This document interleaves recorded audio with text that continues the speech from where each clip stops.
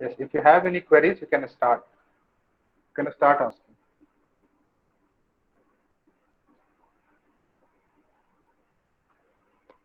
Okay. So let us start with family law. Family law के अंदर में if I take you to the family law syllabus, इसका syllabus जो है ये दो पार्ट में बटा हुआ है आपका. As you know that personal laws are different for different religions, क्योंकि इसमें अलग अलग religions आ जाते हैं, तो इसमें religion के आधार पर आपके personal laws डिजाइन किए गए, क्योंकि इसके अंदर customs का बहुत important रोल होता है. So therefore हमारे syllabus के हिसाब से दो parts में divided हैं. The first part is your Hindu Hindu law, and the second part is your Muslim law. Now you see question आपके एग्जाम्स में जो आते हैं उसके अंदर 6 क्वेश्चन होते हैं. उन 6 में से 4 आपके हिंदू लॉ से होंगे और 2 जो है आपका मुस्लिम लॉ से होगा. ठीक है. लेकिन उन 4 हिंदू लॉ के क्वेश्चन में भी आपको कैटेगरी बताई गई है. एक आपका मैरिज से रिलेटेड है, एक आपका अडॉप्शन एंड मेंटेनेंस से रिलेटेड. तो उसमें भी आपके 2 कैटेगरीज बना दिए गए हैं. ठीक है. तो उन 2 कैटेगरीज को देखेंगे कि उनमें क्या क्या चीजें इंपॉर्टेंट है जो कि आपके एग्जाम में पूछी जाती हैं, और उससे एक आइडिया लगेगा that what all important areas you have to prepare for the examination. But your syllabus for family law is very organised.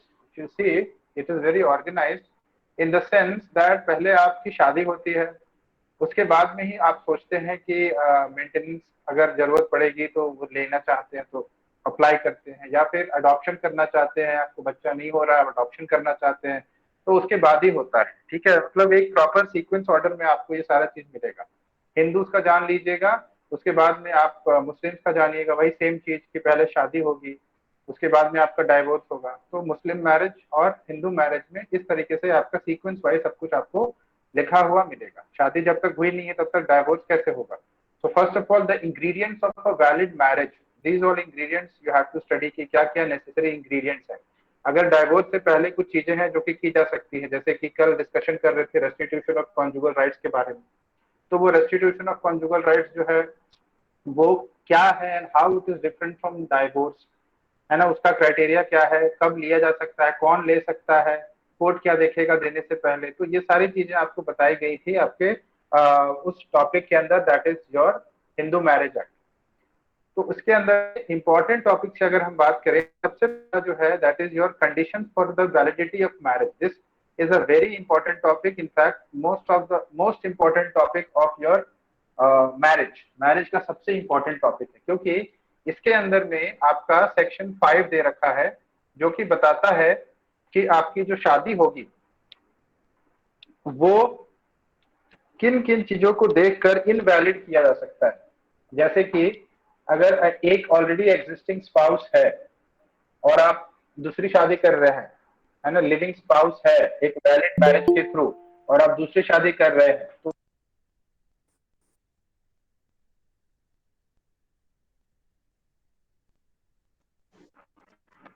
वो मैरिज जो है वो वॉइड हो जाएगी, है ना. तो दूसरी शादी अगर आप करेंगे एक ऑलरेडी वाइफ के होते हुए, तो वो मैरिज जो है वो वॉइड हो जाएगी. और ये कहाँ लिखा है, ये आपके सेक्शन 5 के क्लॉज 1 में लिखा है.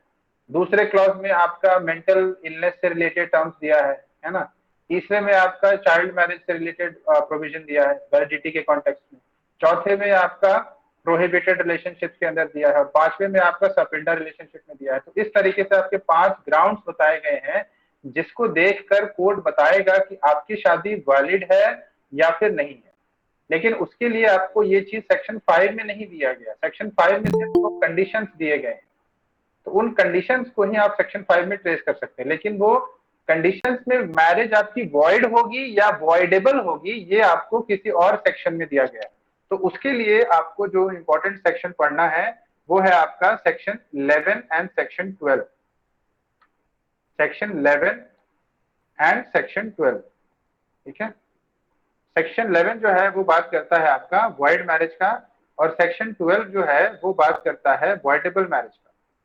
तो वॉइडेबल मैरिज के केसेस में आप किस ग्राउंड्स पर मैरिज को वॉइडेबल करा सकते हैं. लेकिन वॉइडेबल कराने के कंडीशंस को जानने से पहले आपका जानना ये जिम्मेदारी बनता है कि आप जाने कि वॉइडेबल का मतलब क्या होता है और वॉइड का मतलब क्या होता है. एक और चीज आप सुने होंगे, वॉइड एब इनिशियो.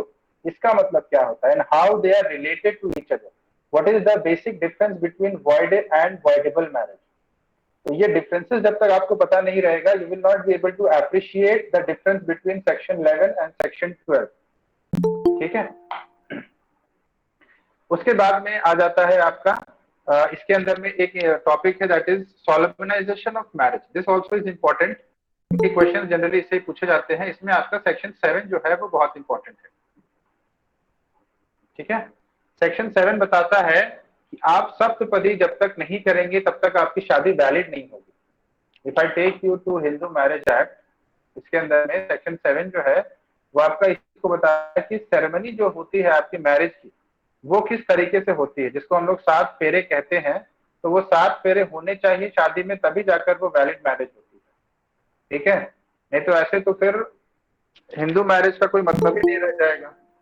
ओके, तो इसमें सेक्शन 7 में ही ये चीज क्लियर की गई है कि in accordance with the customary rights and ceremonies. पहली चीज तो ये आपको बता दिया कि आपका जो हिंदू मैरिज है वो कस्टमरी जो भी आपका है उसके हिसाब से होना चाहिए। This is the general clause. दूसरा क्लॉज में बता देता है कि जहां कहीं भी ऐसा सेरेमनी या राइट्स है जो कि सप्तपदी को इंक्लूड करता है, जिसमें कि जिसमें कि अग्नि के 7 फेरे हम लोग लेते हैं, सेक्रेड फायर के 7 फेरे लेते हैं। अब यहाँ पर फेरा नहीं लिखा है, यहाँ पर क्या लिखा है, 7 स्टेप्स। अब ये 7 स्टेप्स जिस भी तरीके से होता है उस तरीके से, क्योंकि अगर आप मैरिज देखेंगे जहां पर कि अग्नि के 7 फेरे होते हैं, तो उसमें भी वेरिएशन है अलग अलग कस्टम्स के अंदर। कहीं पर आग लगा मतलब अग्नि का जो है फेरा इस तरीके से लिया जाता है कि जो हस्बैंड और वाइफ जो है, would be husband and wife, वो खुद गोल गोल घूमते हैं एक साथ, है ना, 7 फेरा। 4 में लड़की आगे रहती है, 3 में लड़का आगे रहता है। तो ये सारी चीजें आपको पता होनी चाहिए। अब आप वकील बन रहे हैं, अब आप लॉ पढ़ रहे हैं, ये सारे इंग्रेडिएंट्स का फैमिली लॉ में, अगर आप सिविल लॉ में प्रैक्टिस करना चाहते हैं, तो ये सारे ingredients you must be aware about it, because a small difference can mark defeat और विक्ट्री फॉर यू। ठीक है, सो छोटी से छोटी चीज आपके लिए विक्ट्री और डिफीट का ये बन सकती है कि अगर आप ये प्रूव कर देते हैं कोर्ट में कि जिस तरीके से इनके फैमिली के अंदर में सप्तपदी होती थी, इस मैरिज में ये उस तरीके से नहीं हुई है, तो पूरी की पूरी शादी वॉइड। और वॉइड का मतलब क्या है, आपको मेंटेनेंस पे कुछ नहीं मिलेगा, ढेला भी नहीं मिलेगा मेंटेनेंस पे, क्योंकि वॉइड का मतलब है वॉइड एब इनिशियो, शादी मान्य ही नहीं होगी कोर्ट की नजर में। तो जो आप मेंटेनेंस क्लेम करते हैं ना, वो मेंटेनेंस कहीं कुछ नहीं मिलेगा आपको। तो इसी बात पर आपको देखिए मेंटेनेंस आपके हाथ से निकल गया। तो बहुत बारीकी से चीजों को देखना पड़ता है। ठीक है, लेकिन इसी के साथ आपका एक स्टेट अमेंडमेंट है। अब मैं ये जो बेयर एक्ट है, इस बेयर एक्ट में सेंट्रल लेजिस्लेशन का है, इसीलिए आपको स्टेट का अमेंडमेंट नहीं दिख रहा होगा। लेकिन आप जो केस में आपको जो कॉलेज से बेयर एक्ट मिला है, मतलब जो आप यूनिवर्सल का या प्रोफेशनल का बेयर एक्ट खरीदे होंगे, उसका देखिए एक स्टेट अमेंडमेंट लिखा होगा, उसके अंदर क्लॉज 7 कैपिटल ए ऐड किया होगा। दिख रहा है? अगर आपके पास बेयर एक्ट होगा तो आप उसको देखिए। वकील बन रहे हैं तो बेयर एक्ट आपको सारा का सारा खरीदना है, चाहे वो कितना भी महंगा हो। It must be in your hand, because बिना बेयर एक्ट के आप कितना भी बुक पढ़ लीजिए, आपको कुछ समझ नहीं आएगा। आप बस किताब पढ़िएगा और वही चीज एग्जाम में लिखने लायक, बस एग्जाम लिखने लायक होइएगा, आपको समझ में कुछ नहीं आएगा कि आप आर्ग्यू कर सकें उस चीज के ऊपर। और मेन लॉ पढ़ाने का पर्पस है कि to build to establish good lawyers. Judiciary वगैरह इज सेकेंडरी। एक अच्छा लॉयर जो होता है वही जाकर हायर जुडिशरी बन का मेंबर बन सकता है। जितने भी जुडिशरी एग्जाम में आप जा रहे हैं ना, जो आप एलएलबी करने के बाद जुडिशरी की तैयारी करते हैं, बहुत शौक होता है बचपन से कि जुडिशरी करेंगे। तो अगर ये शौक आपका इतना ज्यादा है, अच्छा इतना ज्यादा स्ट्रांग है, तो आई वुड सजेस्ट कि आप हायर जुडिशरी की तैयारी करिए, ताकि आप डायरेक्टली सेशन जज बनिएगा। अगर आप लोअर जुडिशरी की तैयारी करके निचले कोर्ट में लग भी जाते हैं, तो let me tell you one thing, इतनी गंदी जिंदगी है। आप एक बार जाकर देख लीजिएगा लोअर कोर्ट में एक जज की जिंदगी कैसी। ठीक है, इज्जत बस उस कोर्ट के अंदर आपकी है, उसके बाहर आपकी इज्जत भले सामने से कर देंगे, लेकिन जिंदगी आपकी बहुत बदतर हो जाएगी। अगर आप सही में ठाट वो देखना चाहते हैं ना जज वाला, तो आप हायर जुडिशरी के लिए बैठिए, अपने आप को इतना तैयार करिए कि आप हायर जुडिशरी के लिए एलिजिबल हो जाए। लेकिन उसके लिए पहले आपको 7 साल का प्रैक्टिस करना पड़ेगा, at least 7 years practice in the lower court और 5 year practice in the high court. At least इतना तो करना ही पड़ेगा, तभी जाकर आप एलिजिबल हो पाएंगे एग्जाम में बैठने के लिए। बहुत सारे स्कोप है। और अगर एक्चुअली में आप एक एडवोकेट ऑन रिकॉर्ड होता है सुप्रीम कोर्ट में, उसका काम उतना ज्यादा नहीं होता है। सुप्रीम कोर्ट में जितने भी केसेस फाइल होते हैं वो सारे एडवोकेट ऑन रिकॉर्ड के नाम से ही होते हैं, और उनको बैठे बैठाए सैलरी देती है सरकार। तो एडवोकेट ऑन रिकॉर्ड के लिए भी एग्जाम होता है, उसके लिए आपको 3 साल प्रैक्टिस चाहिए, तभी आप जाकर एडवोकेट ऑन रिकॉर्ड का एग्जाम में बैठ सकते हैं। और काफी लिमिटेड एडवोकेट ऑन रिकॉर्ड्स हैं, तो सुप्रीम कोर्ट में ही वो बैठते हैं, उनके पास भी काफी पावर है, काफी मतलब उनको पैसा मिलता है ना। सुप्रीम कोर्ट में केस फाइल करने का काफी पैसा देते हैं वकील, या क्लाइंट्स के थ्रू दिलवाते हैं। तो ठाठ अगर आपको देखना है एक्चुअली में, आप जब इंटर्नशिप के लिए जाइएगा ना, देखिएगा ठाठ कौन से कोर्ट में, 30 हजारी कोर्ट में है या हाई कोर्ट में, आपको खुद दिखेगा। 30 हजारी कोर्ट तो फिर भी मैंने ऊंचा कोर्ट बता दिया, वहां पर फिर भी आपके हायर जुडिशरी के बंदे बैठते हैं। उससे नीचे वाले कोर्ट में जाकर एक बार देखिएगा, जो आपके मजिस्ट्रेट फर्स्ट क्लास और मजिस्ट्रेट सेकंड क्लास वाले होते हैं ना, वहां एक बार जाकर देखिएगा उनकी जिंदगी। अगर वहां जाकर देखने की हिम्मत नहीं है तो आप मूवीज में देख लीजिए, जो दिखाया है ना वो बहुत सही दिखाया है। जो आप जॉली एलएलबी मूवी में देखे थे ना, कि यहाँ पर बैठकर दुनिया भर की बीमारी बस होती है ना, बदबूदार कमरे, बस फाइल टेबल पर पड़ा है इतना बड़ा बड़ा, वो है जज की जिंदगी। अगर वो जिंदगी चाहिए, लोअर जुडिशरी क्लियर कर लीजिए, बहुत जल्दी जज बन जाइएगा, लेकिन वो जज वाला ठाट नहीं। तो अगर आपके अंदर काबिलियत है लड़ने के लिए अपने आप से, अपनी जिंदगी से, तो आप प्लीज हायर जुडिशरी के लिए ट्राई करिए, लोअर जुडिशरी के लिए नहीं तैयारी करिए।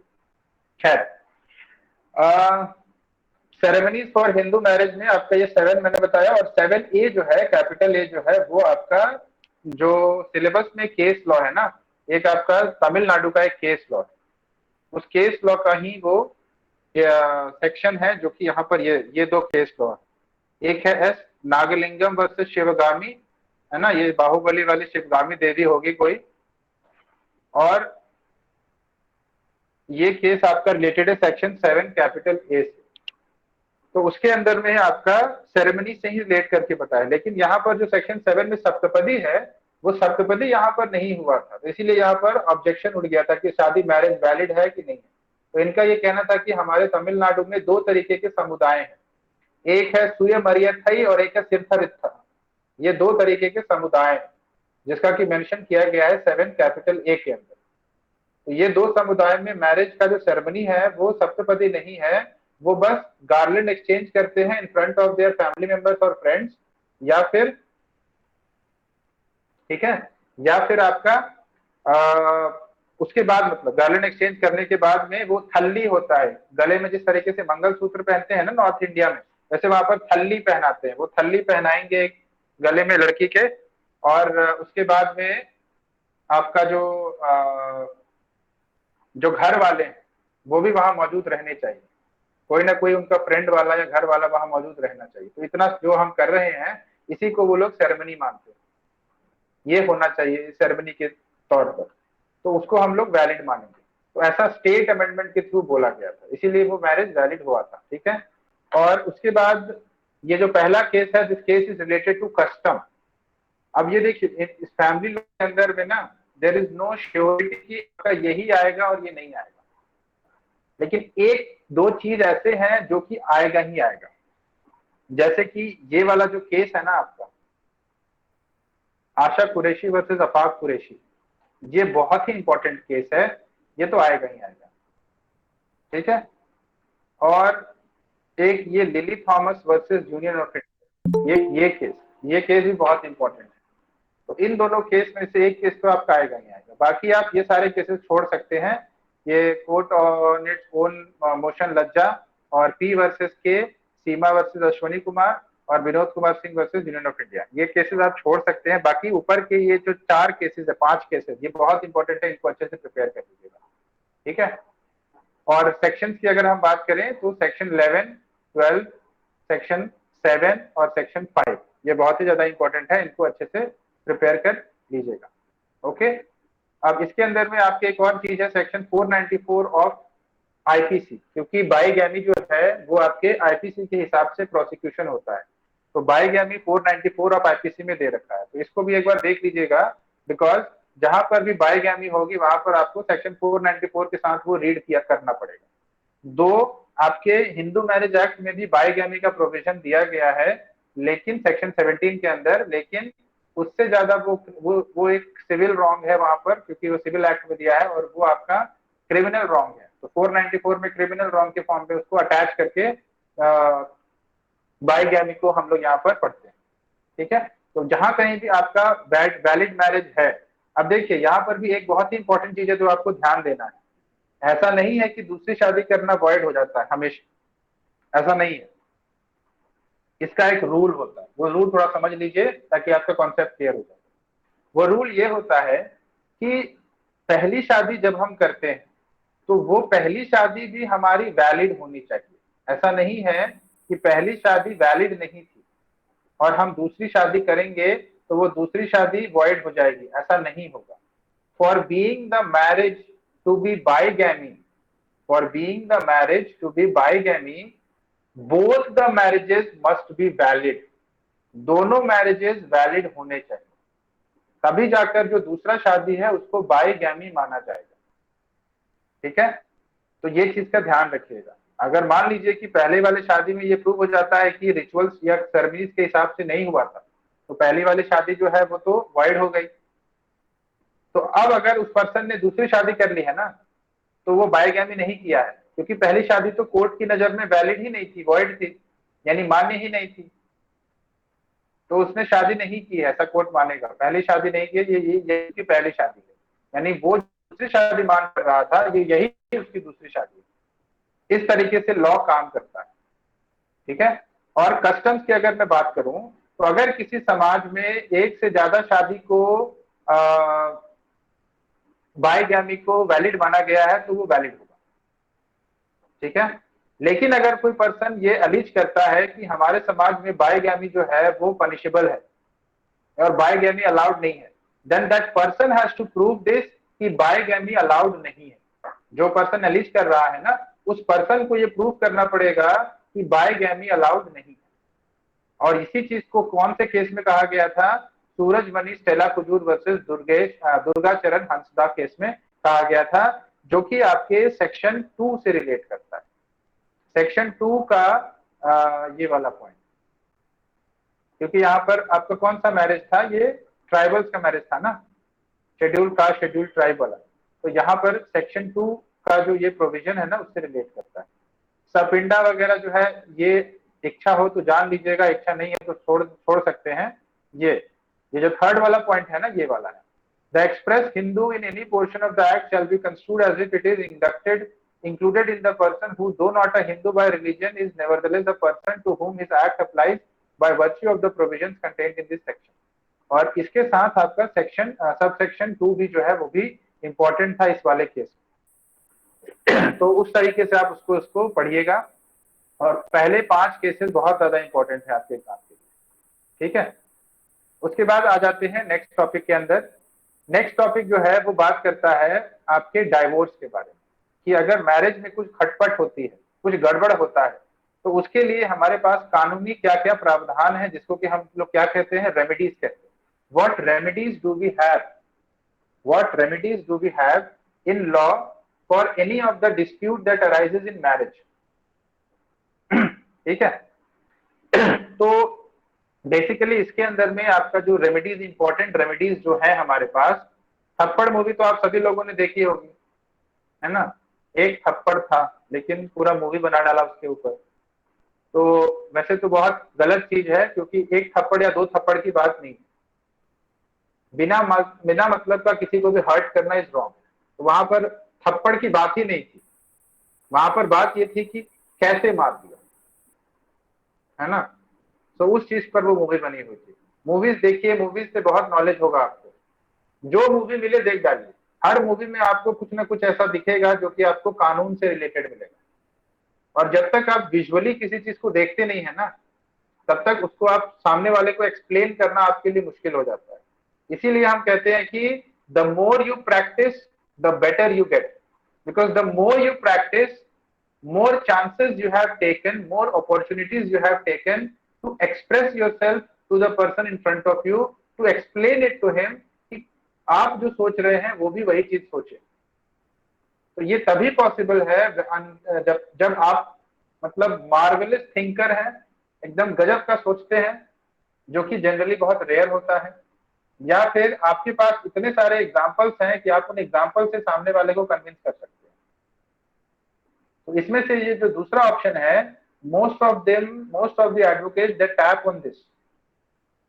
ठीक है, आर्गुमेंट स्ट्रॉन्ग बहुत कम लोगों का होता है, लेकिन मैं जो सोच रहा हूं आपको भी मैं वही सोचने के लिए मजबूर कर दूं। ये जो टैलेंट है ये एग्जाम्पल्स के थ्रू आ जाती है।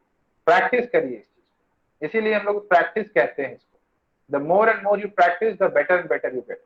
इसीलिए ज्यादा बड़े वकील जो होते हैं उनको ज्यादा फीस होती है, जो कमजोर वकील होते हैं उनके पास कोई जाता ही नहीं है। अरे ये तो अभी अभी वकील बना है, ये क्या मुझे जिताएगा, क्यों नहीं जाते हैं उनके पास? ऐसा नहीं है कि उनको जानते नहीं है, लेकिन उनके पास जाते नहीं, उनको पता है कि यार इसको कानून पता नहीं, ठीक से पता भी है कि नहीं। और आप लोगों को देखकर तो कोई भी यही कहेगा कि आप लोगों को कुछ नहीं आता होगा। I am not blaming you or any of the teachers who have taught you. आप अपने आप से सवाल करिएगा कि आप जो सिलेबस के हिसाब से अगर चलेंगे तो इसमें से कितना चीज है ऐसा जिसके ऊपर आप कोर्ट में खड़े होकर आर्ग्यू कर सकते हैं। यहाँ पर आपको जानने के लिए नहीं, law is a professional subject, इसको जानने के लिए आप नहीं आए हैं, आप इसको अपनी जिंदगी में उतारने के लिए आए हैं। किसी की जिंदगी सुधारेंगे आप इस लॉ को अप्लाई करके। सो it is better that you learn it in such a manner that you become, मैं तो यही सोचता हूँ कि एक हम लोगों का बैच हो गया, एक आप लोगों का बैच हो गया। जब ये लॉ करके निकलेंगे तो इनका क्या होगा? I am not just blaming you, हम लोगों का और आप लोगों का क्या होगा। इसी वजह से मैं मेरा जो ऑनलाइन मोड में जो क्लासेस मिस हुआ था उसको ऑफलाइन मोड जब कॉलेज खुला तो जो भी टीचर अच्छा पढ़ाते थे मैं कॉलेज जाकर पढ़ता था। बिकॉज आई नो कि कॉलेज के बाहर जिंदगी कैसी है, अभी बहुत अच्छी लगेगी, कॉलेज के बाहर जिंदगी कैसी है ये आपको तब पता चलेगा जब आप मार्केट में उतरिएगा। एक तो कंपटीशन इतना ज्यादा है, खास करके क्रिमिनल लॉ के अंदर। तो those of you are thinking to pursue your career in criminal law, बहुत ज्यादा डिफिकल्ट है। क्रिमिनल लॉ के अंदर बहुत कंपटीशन। सिविल लॉ में थोड़ा कम है as compare to criminal law, लेकिन सिविल लॉ में आपका लॉज अथाह, मतलब इतना ज्यादा लॉ है ना जिसकी कोई सीमा नहीं, और इतने ज्यादा इंटरकनेक्टेड है कि आप जब थर्ड सेमेस्टर में सीपीसी पढ़िएगा तो आपको खुद समझ में आ जाएगा ये क्या है। ऐसा फील आएगा अंदर से, अरे ये क्या बना दिया है। ठीक है, and we are very privileged that हमारा सीपीसी और कॉन्स्टिट्यूशन का जो एग्जाम है वो ऑनलाइन निकल गया। अदरवाइज सीपीसी और कॉन्स्टिट्यूशन के एग्जाम में जो आपकी हालत होगी ना, if you wish then you can share it with me when you will be in the third semester. ठीक है, अगर आप थर्ड सेमेस्टर में शेयर करना चाहें तो मैं पूछूंगा आपसे, या फिर आप खुद ही शेयर करिएगा कि क्या हालत हो रही है आपकी उस समय। खैर, तो यहाँ पर सबसे पहला जो है वो है section 9, that is restitution of conjugal rights. इसके अंदर में आपका बहुत इंपॉर्टेंटली जो केसेस हैं आपके, एक तो ये कैलाशवती वर्सेस अयोध्या प्रकाश का केस है, और स्वराज गर्ग वर्सेस केएम गर्ग का केस है जो कि रेस्टिट्यूशन ऑफ कॉन्जुगल राइट्स की बात करता है, और सरोज रानी वर्सेस सुदर्शन कुमार। ये 3 केसेस हैं जो कि आपका आरसीआर पर डील करता है सेक्शन 9 के ऊपर। ठीक है, judicial separation is not important, इसको यू कैन स्किप। डाइवोर्स के अंदर में भी बहुत सारे प्रोविजंस हैं जो आपके इंपॉर्टेंट नहीं। ठीक है, लेकिन आपको जो इंपॉर्टेंट है वो है आपका एक क्रुएलिटी, जिसमें कि आपका क्रुएलिटी एक ग्राउंड है डाइवोर्स का। ठीक है, तो उसको आपको पढ़ना पड़ेगा। दूसरा है आपका, जब आप आरसीआर की डिग्री ले लेते हैं, ठीक है, जब आप आरसीआर की डिग्री ले लेते हैं तब उसके बाद आपका 1 साल खत्म हो गया, लेकिन अभी भी आपकी जो वाइफ है या हस्बैंड है नहीं आया आपके पास आरसीआर की डिग्री मिलने के बाद, क्योंकि आरसीआर की degree is not binding on the partner, तो वो वापस नहीं आया। अब नहीं आया तो क्या आप वेट करती रहिएगा पूरी जिंदगी? नहीं, कानून कहता है कि 1 साल तक आरसीआर की डिग्री लेने के अगर वो नहीं आता है तो आप इस आरसीआर को ही ग्राउंड बनाकर डाइवोर्स के लिए फाइल कर सकते हैं। कौन से सेक्शन में? सेक्शन 13 कैपिटल ए के अंदर, सॉरी ये सेक्शन 13 कैपिटल 1A के अंदर आप इसको ग्राउंड बनाकर फाइल कर सकते हैं। ठीक है। उसके बाद 13 कैपिटल बी जो है वो बात करता है डाइवोर्स बाय म्यूचुअल कंसेंट। बहुत इंपॉर्टेंट टॉपिक है, एग्जाम में you can expect 1 question from this, और एक क्वेश्चन आपका इससे, इन दोनों में से एक क्वेश्चन तो आएगा आपका आरसीआर के ऊपर। अब यहां पर देखिए 13(1)(a) के अंदर में सिर्फ आरसीआर नहीं है, अगर आपने जुडिशियल सेपरेशन ले रखा है 1 साल तक तो उसको भी ग्राउंड बनाकर आप डाइवोर्स फाइल कर सकते हैं सेक्शन 13(1) कैपिटल ए के अंदर। ठीक है।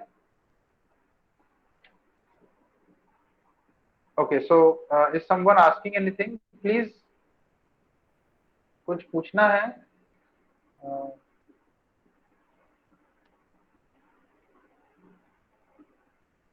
Okay, I will discuss that what is the meaning of consent decree. हाँ, तो सबसे पहले यहाँ पर हम लोग ये देख लें कि 13(1) कैपिटल ए के अंदर में आपका आरसीआर और जुडिशियल सेपरेशन दोनों को ही लेकर आप ग्राउंड बनाकर 1 साल के बाद डाइवोर्स फाइल कर सकते हैं।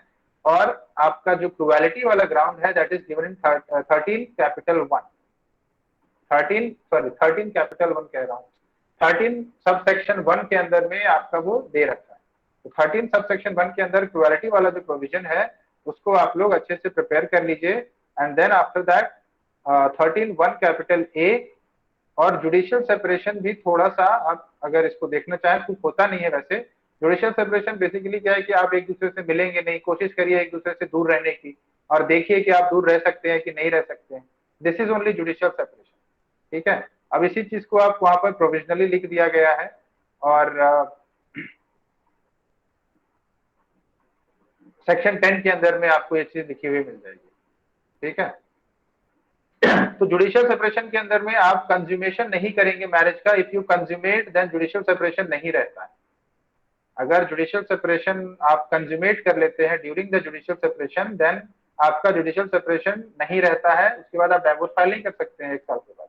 कंज्यूमेशन जो है आई होप आप सभी को पता होगा क्या होता है। सो वॉइड मैरिजेस में आपके 3 ग्राउंड बताए गए हैं सेक्शन 1, 4 एंड 5। किसके? सेक्शन 5 के, जो कि इन ग्राउंड पर अगर आपकी शादी हुई है तो फिर वो वॉइड होगी।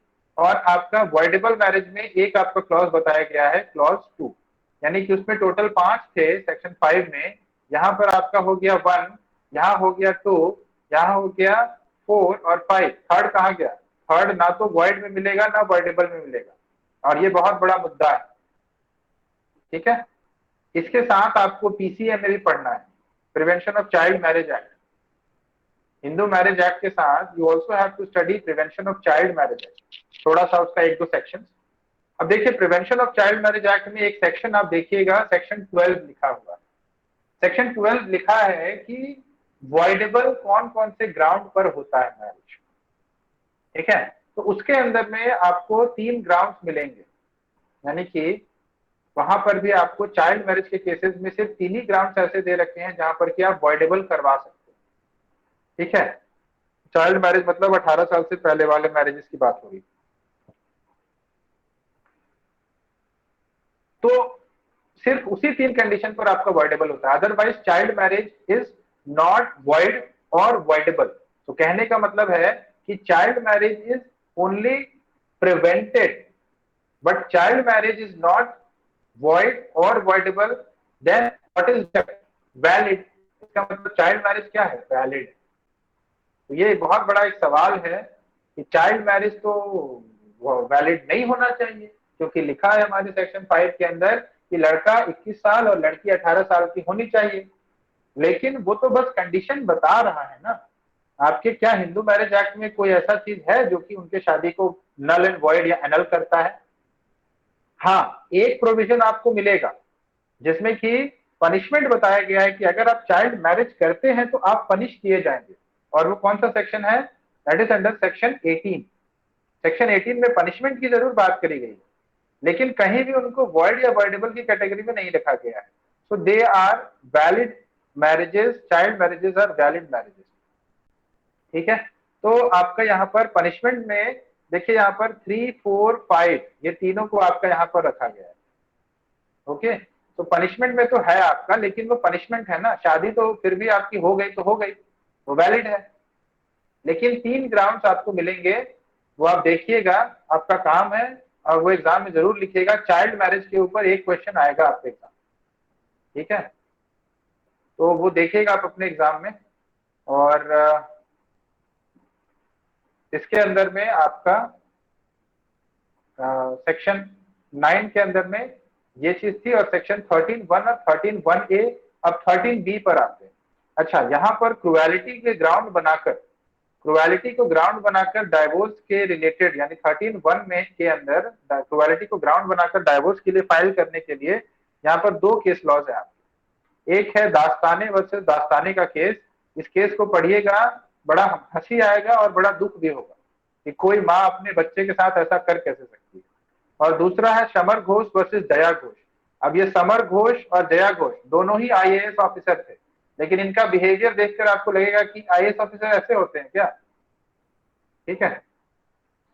तो समर घोष वर्सेस जया घोष का केस और दास्ताने वर्सेस दास्ताने, दोनों में ही क्रुएलिटी को डिस्कस किया गया था कि क्रुएलिटी एक ग्राउंड है जिसमें आपको डाइवोर्स मिलता है।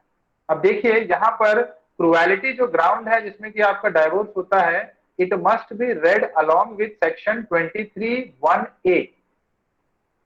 यहाँ पर आपको ये लिखा हुआ मिलेगा नहीं कहीं पर, मैं आपको बता रहा हूं ना। I don't know why important things are getting deleted from your syllabus. यहाँ पर एक फ्रॉड का भी एक केस था, उसको डिलीट कर दिया इन लोगों ने, पता नहीं। फिरिंथी वेंकटा रमन का एक केस, पता नहीं क्यों डिलीट कर दिया। तो यहाँ पर एक सेक्शन है 23(1)(a), स्मॉल ए। मैं जरा दिखाता हूँ, आपको समझ आ जाएगा क्यों मैं उसको वो रेफर कर रहा हूँ। 23 जो आपका सेक्शन है वो बात करता है डिक्री इन प्रोसीडिंग्स के बारे में, यानी जो भी आपकी प्रोसीडिंग्स होगी उनके अंदर में आपको डिक्री जो है वो कौन से आर्टिकल सेक्शन के तहत मिलेगी, सेक्शन 23 के तहत मिलेगी। सेक्शन 23 क्या कहता है? सेक्शन 23 कहता है कि डिक्री इन द प्रोसीडिंग्स, यानी आपको डिक्री मिलेगी। लेकिन इसी सेक्शन में ये बताया गया है कि डिक्री कोर्ट देने से पहले जो चीजों को देखेगा वो क्या क्या चीजें होंगी, ठीक है।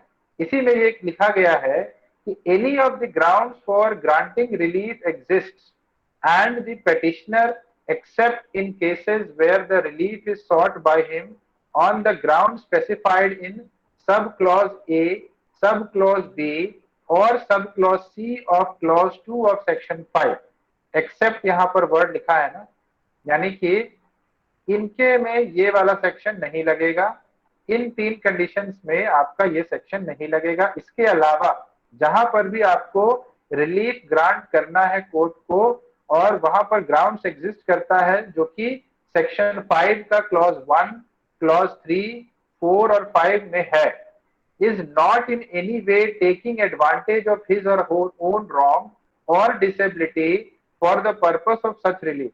तो वहां पर कोर्ट ये देखेगा कि जिस पर्सन ने कोर्ट में केस फाइल किया है, he is not trying to take any advantage on her own wrong, यानी खुद ही गलती किया और खुद ही केस फाइल कर दिया। अब क्योंकि जो एविडेंसेस थे वो उसके अगेंस्ट स्ट्रॉन्ग थे, इसलिए कोर्ट इस चीज को इंश्योर करता है कोई भी डिग्री पास करने के लिए सेक्शन 5(1), सेक्शन 5(3) और सेक्शन 5(4) और सेक्शन 5 के रिगार्डिंग कि वहां पर क्या उस पर्सन ने जिसने सूट फाइल किया है डिग्री लेने के लिए, क्या उसकी खुद की गलती थी या नहीं थी, यहाँ पर कोर्ट ये देखता है। ये तो आपका हो गया पहला चीज। दूसरा जो प्रोविजन है वो बात करता है क्वालिटी के बारे में। वो क्या कहता है कि where the ground of the petition is the ground specified in clause 1 of sub section 1 of section 13। Section 13 के सब सेक्शन 1 के क्लॉज 1 में क्या लिखा है, क्या लिखा है?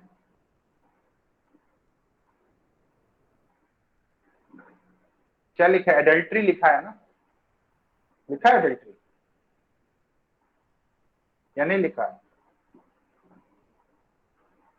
देखिए जरा बेयर एक्ट में क्या लिखा है, बताइए।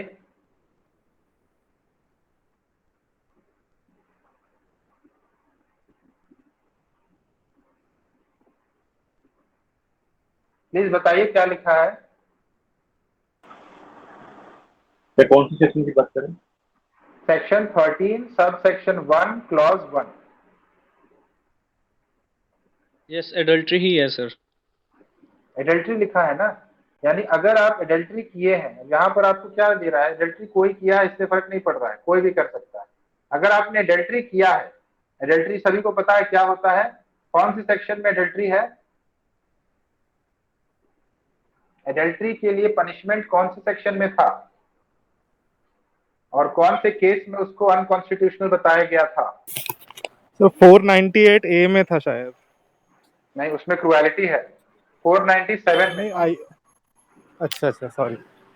ठीक है, और कौन सा केस था जिसमें अनकॉन्स्टिट्यूशनल डिक्लेयर किया गया था, उसको मीन्स डीक्रिमिनलाइज किया गया था, मतलब sir Joseph which was shine versus Union of India. Joseph shine versus Union of India. ये सारी चीजें आपको पता होनी चाहिए, जब आप उन चीजों को पढ़ रहे हैं तब रिकॉल करिए। ये सारी चीजें आप एंट्रेंस के समय पढ़े होंगे, लेकिन अभी उसको आपको देखने का समय है कि कैसे कोर्ट ने उसको अनकॉन्स्टिट्यूशनल या डीक्रिमिनलाइज क्यों किया। Now adultery is only a ground for divorce, तो वही चीज तो आपको यहाँ लिखा है, सेक्शन 13 क्लॉज सब सेक्शन 1 क्लॉज क्या है, adultery is ground for divorce only. लेकिन अगर एडल्ट्री हुआ है तो आपका सेक्शन 23 कहता है कि कोर्ट आपको डिक्री देने के लिए, यानी डाइवोर्स की डिक्री देने के लिए इस चीज को पहले देखेगी कि अगर किसी पर्सन ने अडल्ट्री किया है और उसके अपोजिट पार्टी अगर कोर्ट में केस फाइल कर रहा है डाइवोर्स के लिए, then the court will see कि whether it has been connived और कंडोन्ड और नॉट। मतलब कनीव्ड और कंडोन्ड का मतलब होता है कि क्या जो भी अपोजिट पार्टी है अगर उसने उसके उस अडल्ट्री को माफ कर दिया है। कंडोन का मतलब है माफ कर देना, ठीक है। कनीव का मतलब होता है कि उसको एक्सेप्ट कर लेना, क्या चलो कर लिया ना, कोई बात नहीं, अगली बार से मत करना। तो उस सिचुएशन में कोर्ट आपको डिक्री नहीं देगा, क्योंकि आपने एक्सेप्ट कर लिया ना उस चीज को, तो आप क्यों डिक्री चाहिए। डिक्री तो तब मिलनी चाहिए थी जब आप एक्सेप्ट नहीं करें उस चीज को, जब आपने एक्सेप्ट ही कर लिया तब आप क्यों डिक्री चाहिए। यानी एक बार भी अगर आपने उसको कंडोन कर लिया या कनीव कर लिया, अब यहाँ पर देखिए कंडोन भी करने का मतलब ये नहीं है कि हाँ कोई बात नहीं तुमने कर दिया अब कोई बात नहीं आगे से नहीं करना, इस तरीके से बोलेगी तभी कंडोन होगा। कंडोन का मतलब ये भी होता है कि if after knowing that adultery उसने की है, they get involved in sexual activities that also includes condoning, वो भी आपके condoning ही है, ठीक है। that also is condoning only। तो condoning का मतलब यही है कि जो आपने किया है उसको एक्सेप्ट कर लिया मतलब, और कनीव का मतलब है कि माफ कर दिया। सो यहाँ पर अगर आपने क्लॉज 1 सब सेक्शन 1 ऑफ सेक्शन 13 के अंदर में ऑफेंस किया था, मतलब फाइल किया था डाइवोर्स के लिए, और अगर जो अपोजिट पार्टी है उसने कनीव कर दिया या कंडोन कर दिया, तो वहां पर आपका कोई ग्राउंड नहीं बनता है आपको अब डिक्री मिलने का, कोर्ट आपको कोई डिक्री नहीं देगा। देन इट सेज कि where the ground of the petition is cruelty, अगर आपका ग्राउंड जो है वो क्रुएलिटी है। क्रुएलिटी किसमें दे रखा है, 13(1) क्लॉज 1A और 1B, ये बताइए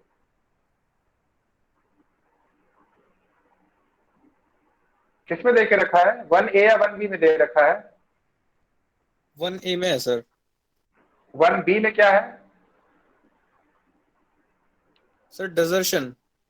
desertion, that is also one of the most important topic of your syllabus, उसको भी अच्छे से पढ़िएगा। तो डिजर्शन, खैर यहाँ पर क्रुएलिटी में बता रहा हूं, तो 1A के अंदर में क्रुएलिटी का अगर ग्राउंड है, और ये डायरेक्ट ग्राउंड होते हैं, इसमें आपका ये नहीं है कि इतने दिन तक आपको पहले जुडिशियल सेपरेशन में रहना है फिर आपको डाइवोर्स मिलेगा, ऐसा नहीं। These are direct for divorce, you can directly file divorce petition if there has been cruelty. तो आपका वो जो केस लॉ है दास्ताने वर्सेस दास्ताने, और आपका जो ये है समर घोष वर्सेस जया घोष, और both this cases are based on cruelty only. और इसके अंदर में आपको ये सेक्शन 23 का ये वाला जो क्लॉज है वो लिखना होगा। अब यहाँ पर अगर क्रुएलिटी किया है सामने वाले ने, और अगर आपने उसको कंडोन कर दिया है, ठीक है, एक्सेप्ट कर लिया है, माफ कर दिया है, तो फिर आपकी वो अब डिक्री नहीं मिलेगी। यही चीज बताना था मुझे, इसीलिए यहाँ पर लेकर आया मैंने आपको। अच्छा, एक चीज और है जो कि बाद में ऐड किया गया था यहाँ पर, कि अगर आप डाइवोर्स ले रहे हैं म्यूचुअल कंसेंट के साथ, अभी बता देता हूं, अगर आप म्यूचुअल कंसेंट के साथ डाइवोर्स ले रहे हैं, then such consent has not been obtained by force, fraud और अनड्यू इन्फ्लुएंस। किसी भी तरीके का फोर्स, फ्रॉड या अनड्यू इन्फ्लुएंस से आपने म्यूचुअल कंसेंट वाला डाइवोर्स नहीं अप्लाई कर सकते हैं। यही यहाँ पर कहने का मतलब है। ठीक है, तो यही तीन चीज है जो कि सेक्शन 23 के अंदर इंपॉर्टेंट है, जो कि 23(1)(a), 23(1)(b) एंड 23(1)(b)(b), ये तीन चीजें हैं जो कि इसमें इंपॉर्टेंट है। ठीक है, आपका ये म्यूचुअल कंसेंट वाला जो ग्राउंड है ये 13(B) के अंदर में दे रखा है। ओके, तो यहाँ पर आपका ये केस तैयार हो गया यहाँ तक का। उसके बाद ये जो डिजर्शन है ना, वो डिजर्शन वाले केस लॉज आ जाते हैं आपका बिपिन चंद्रा, ये वाला केस, धर्मेंद्र कुमार, ये वाला केस, श्री श्रीनिवास, ये वाला केस। ये तीन केसेस आपके डिजर्शन के ऊपर है। अब डिजर्शन क्या है भाई? देखिए, डिजर्शन जब आप एक्सप्लेन करिएगा ना, तो डिजर्शन एक्सप्लेन करने के लिए सबसे पहले तो आप सेक्शन पर जाइएगा, तो वहीं पर आपको बहुत सारी चीजें लिखी हुई मिल जाएंगी। जो आपका सेक्शन कौन सा है, सेक्शन 13 है, उसी के अंदर आपको काफी सारी चीजें मिल जाएंगी।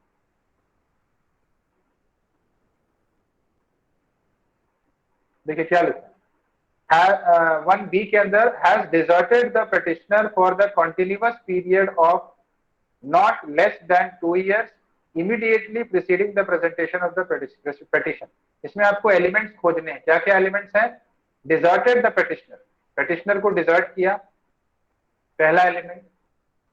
कितने दिन के लिए? कंटिन्यूअस पीरियड, यानी बीच में कभी मिला नहीं, कंटिन्यूअसली वो डिजर्ट कर दिया। डिजर्ट मतलब छोड़कर चला गया।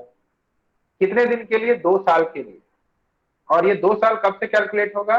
Immediately preceding the presentation of the petition, यानी पिटिशन आपका जब आप फाइल कर रहे हैं, उस पिटिशन फाइल करने के 2 साल पहले तक का टाइम को हम कंसिडर करेंगे कि अगर उस दौरान आपका डिजर्शन था तो आपका वो डिजर्शन माना जाएगा। लेकिन इसका एक एक्सप्लेनेशन पार्ट भी है जो कुछ कहता है।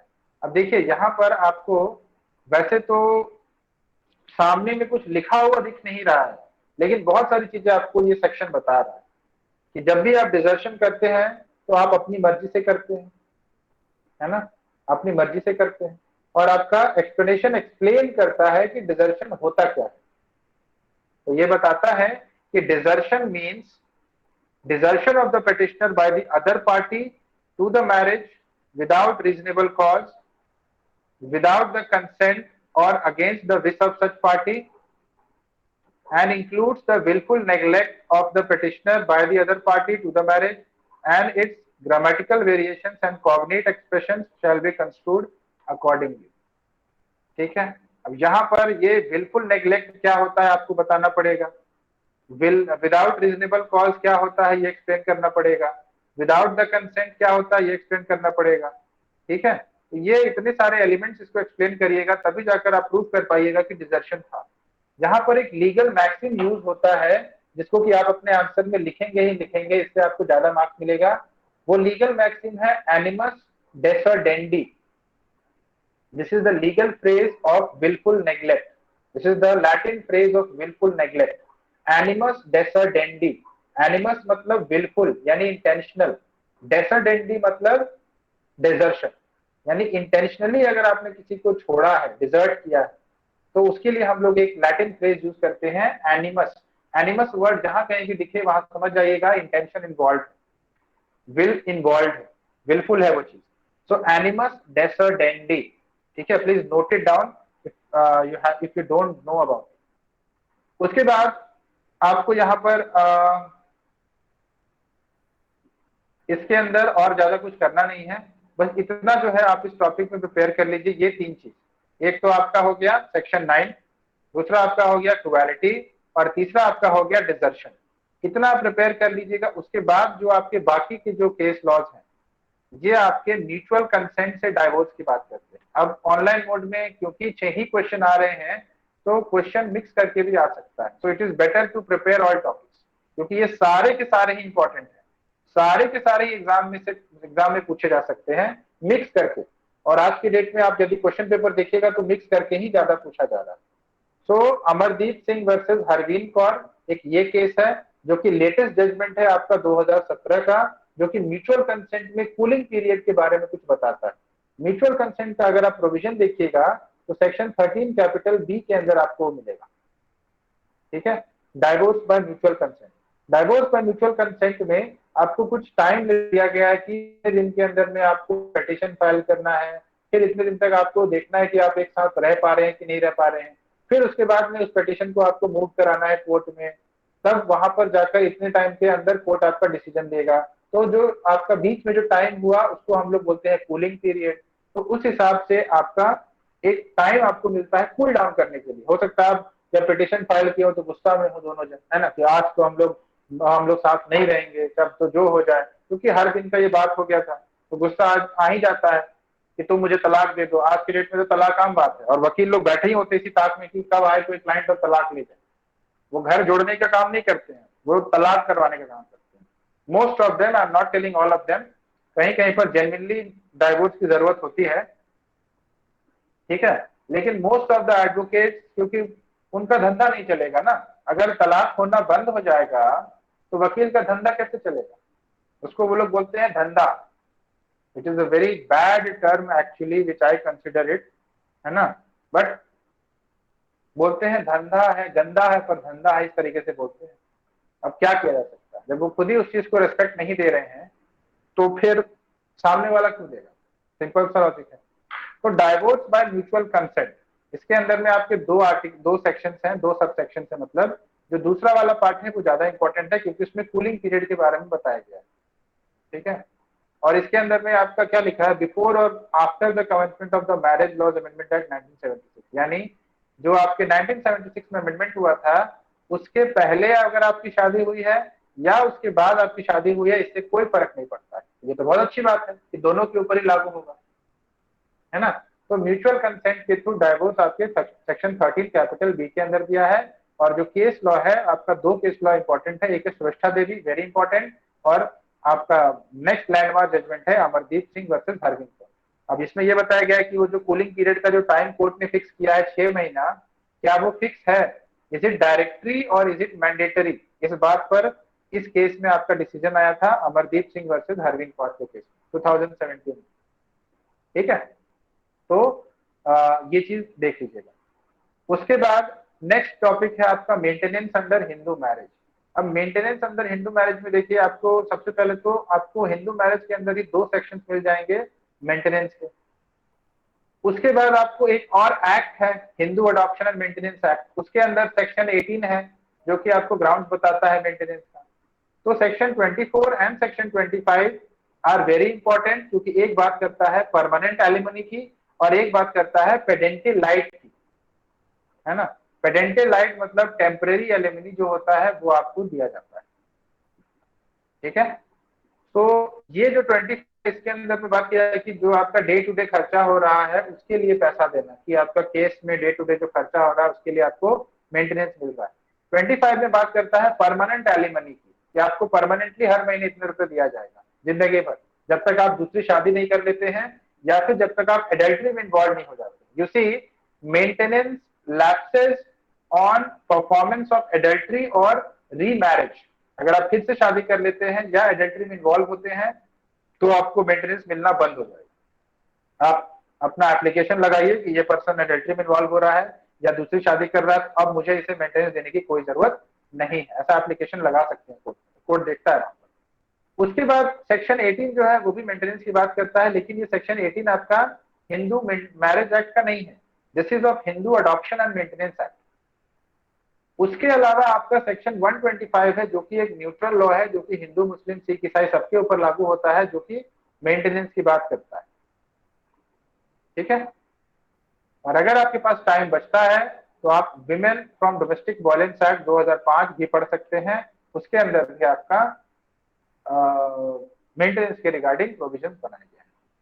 लेकिन 3 सेक्शंस बहुत जरूरी है,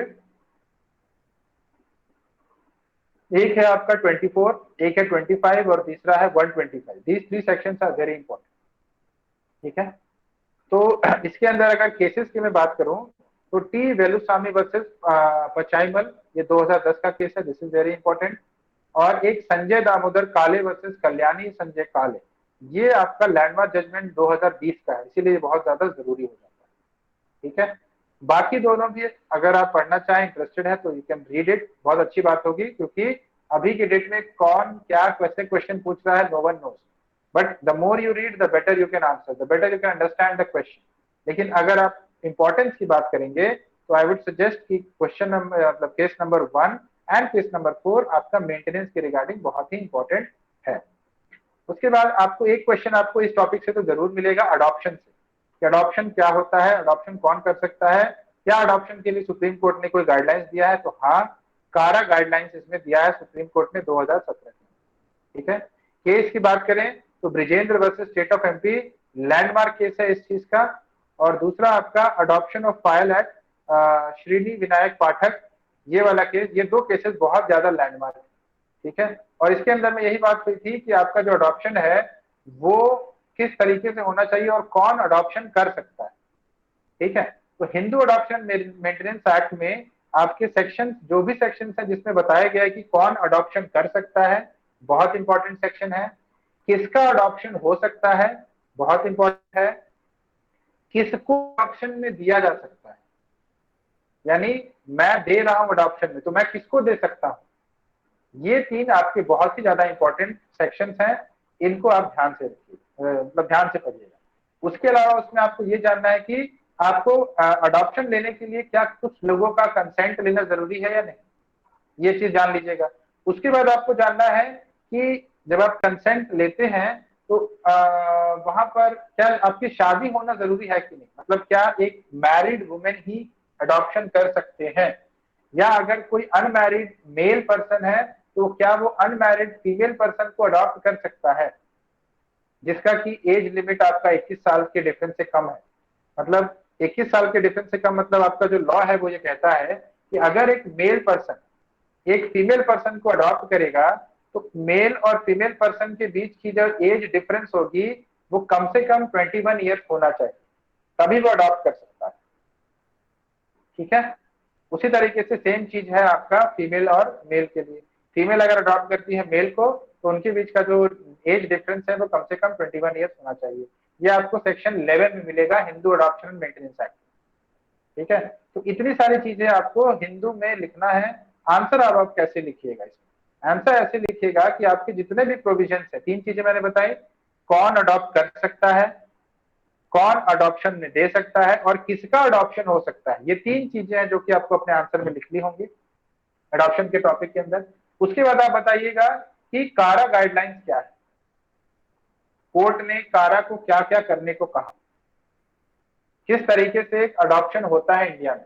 नाउ यू नो कि बहुत सारे एनजीओ वगैरह हैं जो कि प्रमोट करते हैं, फैसिलिटेट करते हैं इंडियंस का अडॉप्शन टू फॉरेन सिटीजन, है ना। अभी अभी कुछ दिन पहले एक मूवी आई थी मिम्मी, देखा था आप लोगों ने, Yes, सरोगेसी sir. के ऊपर, उसमें सरोगेसी के ऊपर दिखाया था।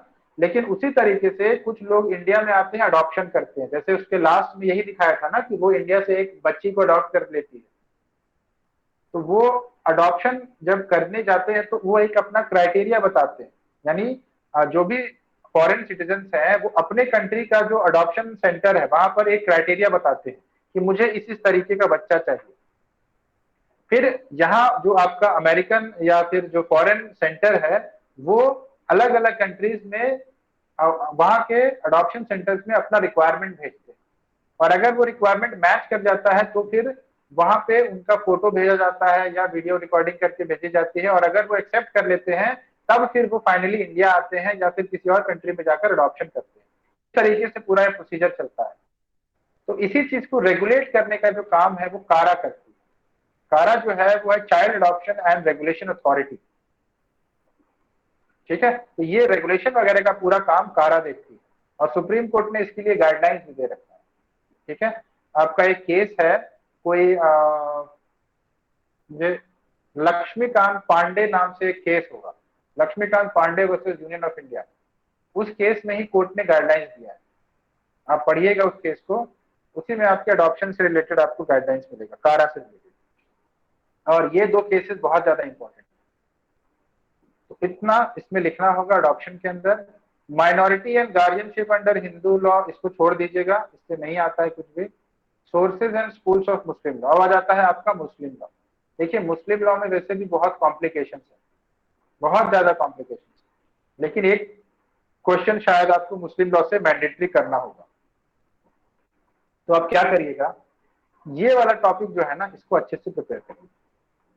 सोलमनाइजेशन ऑफ मैरिज, या जिसमें कि कंडीशंस ऑफ वैलिडिटी और डावर क्या होता है, इसको अच्छे से प्रिपेयर करिए, ठीक है। और ये दोनों केसेस आपके हो जाएंगे, इनको प्रिपेयर कर लीजिएगा ना इन तीन चीजों को, तो ये दोनों केसेस आपके हो जाएंगे, ठीक है। अगर आपका और ज्यादा इंटरेस्ट है आपको, तो आप फिर उसके आगे बढ़िए, डाइवोर्स कर लीजिए। डाइवोर्स को तलाक कहते हैं, है ना। अभी सुना ही होगा आपने ट्रिपल तलाक को, तलाक के बिद्दत को, ठीक है। तलाक के बिद्दत को आपका अनकॉन्स्टिट्यूशनल डिक्लेयर किया गया है 2017 में, है ना। तो बहुत सारे इसमें टाइप्स ऑफ तलाक दे रखे हैं। एक्स्ट्रा जुडिशियल, यानी कि ये सारे एक्स्ट्रा जुडिशियल, इससे पहले तक आपका एक्स्ट्रा जुडिशियल यानी बिना कोर्ट गए, इसीलिए इनको एक्स्ट्रा जुडिशियल कहते हैं। जुडिशियल जो होगा आपका, उसके लिए तो आपका शरीयत लॉ जो है वो अप्लाई होता है 1939 वाला। लेकिन ये एक्स्ट्रा जुडिशियल का मतलब है कि इसमें आपका कोई शरीयत लॉ जो है अप्लाई नहीं होगा, इसमें बस आप बोल दीजिए और काम खत्म। तो किस किस तरीके का आपको जानना है, तलाक क्या होता है, खुला क्या होता है, और मुबारक क्या होता है, ये तीन तरीके का आपको जानना है। अब ये जितने भी केस लॉ है ना, उसमें इन्हीं तीनों तरीके से डील किया। और तलाक क्या होता है, खुला क्या होता है, मुबारक क्या होता है, आई होप कि आपके टीचर्स ने आपको पढ़ाया होगा। नहीं पढ़ाया है तो आपकी किस्मत खराब है, आपको पढ़ना पड़ेगा, क्योंकि एक क्वेश्चन तो इससे आएगा ही आएगा आपके एग्जाम।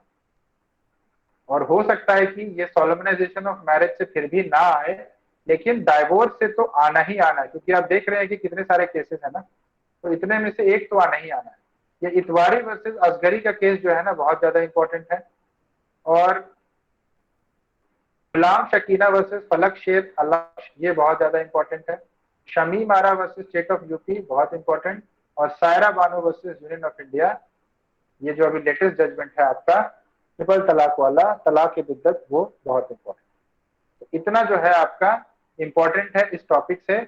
इसमें आपको तलाक क्या होता है वो समझाइएगा, खुला क्या होता है, अगर रिक्वायरमेंट है आपको तो ही बताइएगा, अदरवाइज नहीं। Don't try to write the things which is not asked, this will kill your time and it will not fetch you more marks. उन्हीं चीज पर फोकस रखिए जो कि क्वेश्चन में पूछ रहा है। फालतू की चीजें लिखिएगा तो टीचर फिर चेक नहीं करेगा आपकी, उन चीजों को देखेगा ही नहीं और नंबर कम देगा। तो ये हो गया आपका तलाक। बाकी मेंटेनेंस अंदर मुस्लिम लॉ जो है, इसको छोड़ भी सकते हैं अगर मुस्लिम लॉ में इंटरेस्ट नहीं है तो। अगर इंटरेस्ट है देन आई वुड सजेस्ट कि मुस्लिम लॉ को अच्छे से कर लीजिए, ठीक है। और इसमें दो ही केसेस है आपके, डैनियल लतीफी एंड राना नाहिद। इसके अलावा आपको फैमिली लॉ के अंदर में और कुछ नहीं। ओके, अब आइए, मुझे कुछ लोगों ने कुछ सवाल किए कि उनके जवाब देने का टाइम आ गया।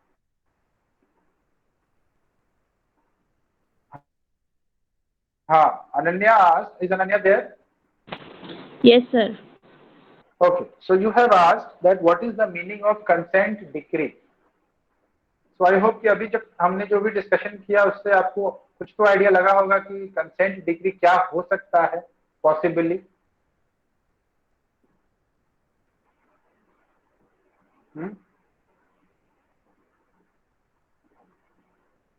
क्या हो सकता है आपके हिसाब से? In my opinion, when both parties are mutually agreeing for taking a decree. Exactly, that is the same thing. देखिए म्यूचुअल कंसेंट के थ्रू जब आप डाइवोर्स लेते हैं तो वो उसी तरीके का है, लेकिन वहां म्यूचुअल कंसेंट में जब आप डाइवोर्स लेने जाते हैं तो वहां पर आप डाइवोर्स फाइल कर रहे हैं म्यूचुअल कंसेंट के साथ। तो वो डाइवोर्स है म्यूचुअल कंसेंट के साथ। But the decree can be for various reasons. Decree can be for maintenance also, कि हस्बैंड और वाइफ आपस में ही एग्री कर लिए कि हम इतना रुपया जो तुमको है हर महीने दिया करूंगा एज मेंटेनेंस, क्या तुमको मंजूर है? वापस में राजी कर लिए, बस कोर्ट जाकर उन्होंने इस चीज को कह दिया कि हाँ भाई मुझे मंजूर है कि ये इतना देगा, तो कोर्ट आपको बस एक नाम का डिक्री बनाकर दे देता है। वहां पर कोर्ट डिस्कशन कुछ नहीं करता है, क्योंकि आप दोनों राजी हैं, तो फिर क्या जरूरत है डिस्कशन करने का। तो decree can be given for anything, ठीक है। लेकिन जब आप म्यूचुअल कंसेंट के द्वारा डाइवोर्स की बात करते हैं तो that is only for divorce. तो कंसेंट डिक्री और डाइवोर्स, म्यूचुअल कंसेंट के थ्रू डाइवोर्स में ये फर्क होता है, ठीक है। Okay sir. Anything else you want to ask? आज जो है हम लोग इतना ही करेंगे, because tomorrow is Sunday and tomorrow I will take 2 hours time for you to tell, for me to tell you कि आप जो आंसर लिखिएगा अपने एग्जाम में वो कैसे लिखिएगा, क्योंकि उसके लिए 2 घंटा मुझे चाहिए। उससे कम टाइम में मैं हेलो बोर्ड सर। पर नहीं बता सकता हूँ। हाँ जी। सर एक्चुअली वो हम बार बार भूल जाते हैं, जैसे कि फैमिली लॉ में हम डिक्री ही यूज करते हैं, यहाँ पे जजमेंट, रूलिंग और डायरेक्शन वो सब कुछ वर्ड्स यूज नहीं होते, फैमिली में बस डिक्री ही यूज होते हैं। नहीं नहीं नहीं नहीं, ऐसा ऑर्डर। है कि, ऐसा है हाँ, कि यहाँ भी जजमेंट होता है, ऐसा नहीं है कि यहाँ पर जजमेंट नहीं होता है, लेकिन हम डिक्री ही यूज करते हैं, ऑर्डर, रूलिंग, जजमेंट ऐसे वर्ड्स यूज नहीं करते हैं यहाँ पे। यूज नहीं करते हैं या यूज कम करते हैं उसमें फर्क होता है, दोनों में फर्क होता है ना। इंपॉर्टेंस डिक्री की होती है, क्योंकि डिक्री आप यदि देखिएगा, आप सीपीसी उठाइए, सीपीसी का सेक्शन 2 खोलिए, उसके सेक्शन 2 के क्लॉज 2 में जाइएगा तो उसमें डिक्री डिफाइन किया गया है। क्लॉज 10 में जाइएगा तो उसमें ऑर्डर डिफाइन किया गया है। क्लॉज 14 में जाइएगा तो उसमें जजमेंट डिफाइन किया गया है। तो आपको जजमेंट भी सिविल लॉज में होते हैं, लेकिन बस आपको ये ध्यान रखना होता है कि डिक्री की जो इंपॉर्टेंस है वो कहीं ज्यादा है, इसीलिए डिक्री ज्यादा आपको यूज में मिलेगा, क्योंकि decree is the actual identification और determination of the rights of the individuals. Judgement is just the reasoning that the court has given to reach at a particular conclusion, but the rights are determined in the decree only. Decree आपका एक paper होता है, बस बस एक paper. जैसे आपको certificate मिलता है ना, जब भी आप कोई गोल्ड मेडल जीतते हैं तो उसमें लिखा होता है कि फला फला आदमी ने इस इवेंट में ये प्राइज जीता था, गोल्ड मेडल जीता था। उसी तरीके से आपका जो डिग्री एक ही पेज का होता है, ठीक है, और उसमें ये चीज लिखी होती है कि आपको ये चीज मिलेगा, इतना रुपया जो है आपको इस पर्सन से मिलना चाहिए, मिलना चाहिए, और उस चीज को कोर्ट एनफोर्स करवाता है, जिसको कि एग्जीक्यूशन डिग्री से वो एनफोर्स करवाता है, एग्जीक्यूशन प्रोसीडिंग से। लेकिन जो जजमेंट होता है, उस जजमेंट में आपको फैक्ट्स पूरा लिखा हुआ मिलेगा, डिटेल्ड, कोर्ट का ऑब्जर्वेशन पूरा लिखा हुआ मिलेगा, कोर्ट का रेशियो पूरा लिखा हुआ मिलेगा, कोर्ट का ऑबाइटर डिक्टा पूरा लिखा हुआ मिलेगा, और फाइनली कोर्ट का डिसीजन लिखा हुआ मिलेगा। तो वो भी चीज होती है, लेकिन वो समय लगता है, क्योंकि इतना लंबा चौड़ा जो जजमेंट आता है उसमें समय लगता है ना। डिग्री आपको तुरंत मिल जाती है, लेकिन जजमेंट को लेने के लिए आपको एप्लीकेशन जाना पड़ता है, तब जाकर आपको वो डिग्री मिलती है, जजमेंट मिलती है। अगर आप अपील में जाना चाहते हैं तो डिग्री आपको तुरंत ओके। मिलती ओके सर, थैंक है। हाँ, एनीबडी एल्स?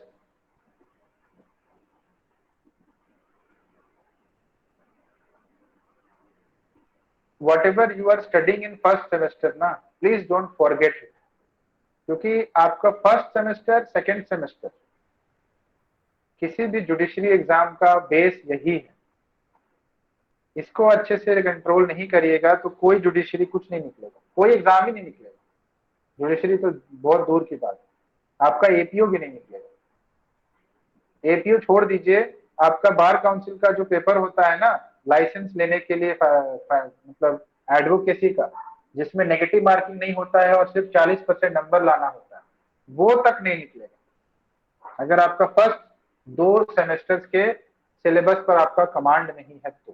क्योंकि पहले तो क्या था कि बेयर एक्ट वगैरह ले जाना अलाउड था बार काउंसिल के एग्जाम में, अब आप कुछ नहीं ले जा सकते, कुछ भी नहीं ले जा सकते, ठीक है। तो be prepared for what is coming. हाँ जी सर, बोलिए। So there's one question कि अगर पहले आरसीआर ले लिया वन ऑफ द पार्टनर्स ने, तो क्या सेकंड स्टेप में अगर कोई सेकंड पार्टनर जाके डाइवोर्स ले ले के लिए आस्क करे, तो क्या वो डाइवोर्स दिया जाएगा, या फिर ये कह के नहीं दिया जाएगा कि आपके पास आरसीआर तो है ही? यहाँ पे फिर बहुत कंफ्यूजन होती है आरसीआर और डाइवोर्स के बीच की लाइन को समझने के लिए, देखिए क्योंकि क्या लिखा है, आप पढ़िए। Sir just one, I can हाँ make my जी, question more precise that जब I RCR, have your question. I have understood. This is the very genuine question that comes in the mind because RCR की degree जिसको मिली है, who is the decree holder? If that person don't go to the court, the other party goes to the court to file a divorce, then can he do that? यही आपका question है ना? yes sir, yes sir. Okay. See, this is the clause, section 13, 1 capital A. Can you see that? ये आपका दिख रहा है? देखिए यहाँ पर क्या लिखा है, पढ़िए।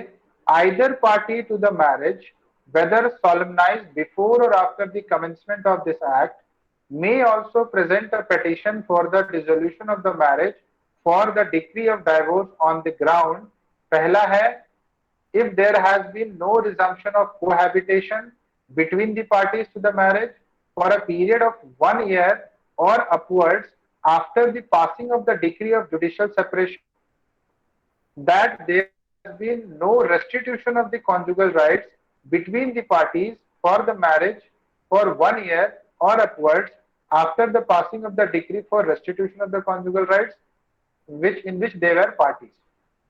ये पहला जो है वो जुडिशियल सेपरेशन 1 साल, दूसरा जो है आरसीआर 1 साल। अब यहाँ पर पहला वर्ड क्या लिखा है, either party to the marriage, whether solemnized before or after the commencement of this act, may also present a petition for the dissolution of the marriage. Just forget whatever is written between either and may. either और may के बीच में जितनी भी चीजें लिखी गई हैं उसको भूल जाइए।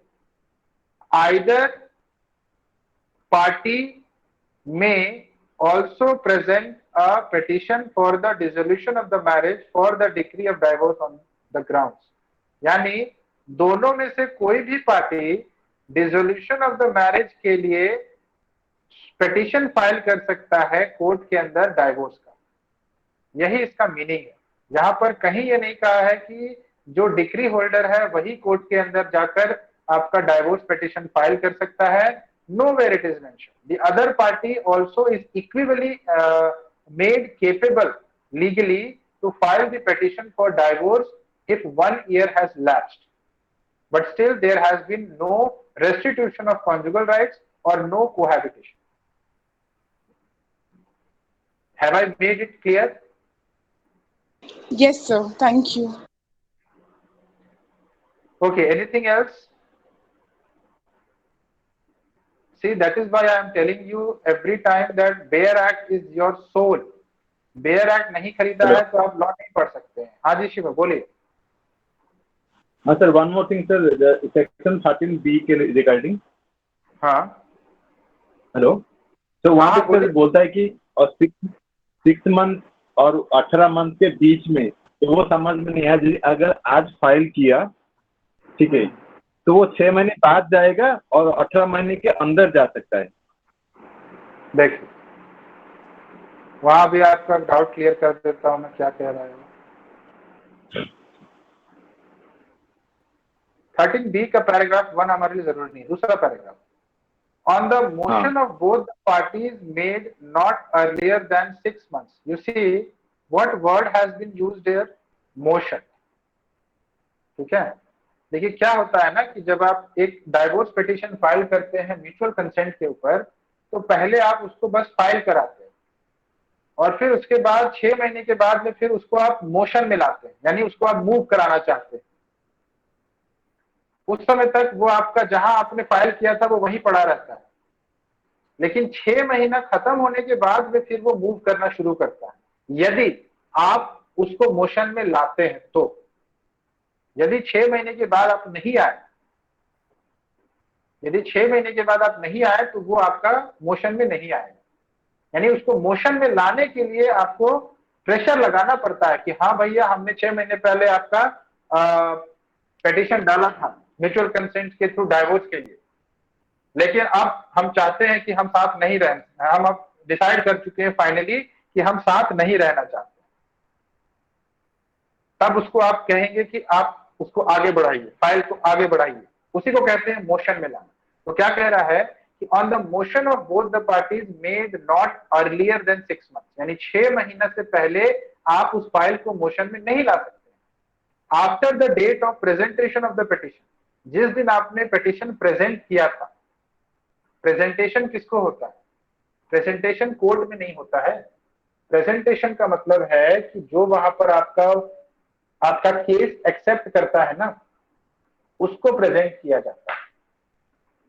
ये जो आपके कोर्ट्स होते हैं ना, फैमिली कोर्ट्स होते हैं, फैमिली कोर्ट्स अलग होते हैं, इसीलिए देखेंगे आप यहाँ पर आपको पिटिशन वर्ड मिलेगा, है ना।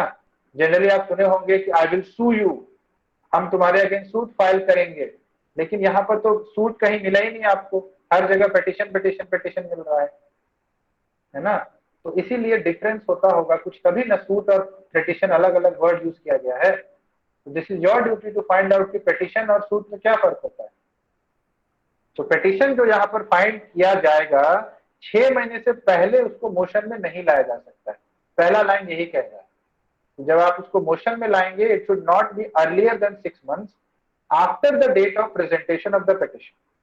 पिटिशन जब आपने फाइल किया, उसके एटलीस्ट 6 months के बाद में ही उसको आप मोशन में ला सकते हैं। Refer to in sub section 1 and not later than 18 months after the said date. लेकिन 18 महीने से वो ज्यादा नहीं होना चाहिए जब उसके लिए आप मोशन में लेने के लिए आए। यानी एक आपको टाइम फ्रेम दे दिया कि आप 6 महीने से पहले नहीं आ सकते हैं और 18 महीने से बाद में नहीं आ सकते। यदि आप 18 महीने से बाद आते हैं तो कोर्ट यही मानकर चलेगा कि आपके बीच में सुलह हो चुकी है। अब वापस से आपको एक फ्रेश पिटीशन फाइल करना पड़ेगा, प्रेजेंट करना पड़ेगा। एक टाइम फ्रेम आपको दे दिया कि 6 महीना से लेकर 18 महीने के बीच में आप आ सकते हैं कभी भी मोशन के लिए। If the petition is not withdrawn in the mean time, अगर पिटीशन आपका जो है वो मीन टाइम में विड्रॉ नहीं किया जाता है, विड्रॉ करना मतलब वापस ले लेना, क्योंकि हो सकता है कि गलती से बहुत गुस्सा था, हमने पिटीशन फाइल कर दिया, अब हम चाहते हैं कि हम साथ साथ रहेंगे, हम साथ साथ हैं, है ना। तो हम लोग पिटीशन विड्रॉ कर लेते हैं, चलो चलो वापस ले लो, कोई बात नहीं, साथ रहेंगे, होते रहती है लड़ाई।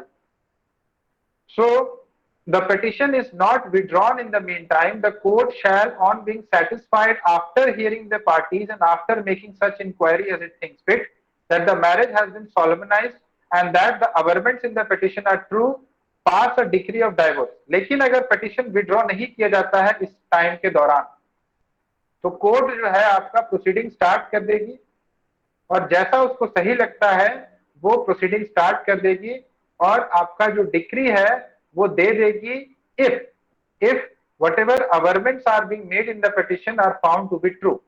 जो भी बोला जा रहा है वहां पर वो सही पाती है। तो यानी यहाँ पर आपको याद करना पड़ेगा section 23(1)(b)(b), mutual consent should not B force fraud.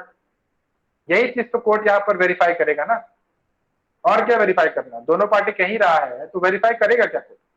लेकिन कोर्ट को वेरीफाई करना है कि अगर वहां पर डिक्री हम देंगे तो क्या ये कंसेंट जो लिया गया है, क्या ये फ्रॉड के थ्रू लिया गया है या फिर फोर्स के थ्रू लिया गया है या फिर कोई अनड्यू इन्फ्लुएंस के थ्रू लिया गया है। जब आप बैंक जाते हैं, आपने देखा होगा 60+ की जो लेडीज होती हैं, जब वो बैंक जाती हैं पैसा निकालने, अंगूठा लगाती हैं जो, क्यों बैंक वाला उनसे पूछता है कि कितना पैसा निकालना है। सुना है कभी, आपने देखा है कहीं है कहीं कभी किसी लेडी के साथ जो अंगूठा लगाती है? वो तो पेपर दे ही देती है कि देखिए इसमें जो लिखा है दे दीजिए।